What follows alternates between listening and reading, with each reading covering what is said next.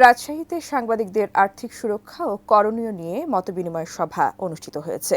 বেলা 11:30টায় Rajshahi circuit house মিলনায়তনে যৌথভাবে এই সভার আয়োজন করে বাংলাদেশ সাংবাদিক কল্যাণ ট্রাস্ট ও রাজশাহী সাংবাদিক ইউনিয়ন। রাজশাহী সাংবাদিক ইউনিয়নের সভাপতি আব্দুল আওয়ালের সভাপতিত্বে অনুষ্ঠানে প্রধান অতিথি ছিলেন বাংলাদেশ সাংবাদিক কল্যাণ ট্রাস্টের ব্যবস্থাপনা পরিচালক এম আব্দুল্লাহ। সভায় বক্তারা বলেন, বর্তমান সরকার যোগ্য সাংবাদিকদেরই এই সহযোগিতা করছে। আগামীতে কিভাবে সাংবাদিকদের আর্থিক সুরক্ষার ব্যবস্থা করা যায় তা নিয়েও ভাবছে সরকার। অনুষ্ঠানে চলতি অর্থ বছরের প্রথম কিস্তির অনুদানের চেক বিতরণ করা হয়। এ সময় রাজশাহী বিভাগের বিভিন্ন জেলার 25 সাংবাদিককে 17,50,000 টাকার চেক দেওয়া হয়।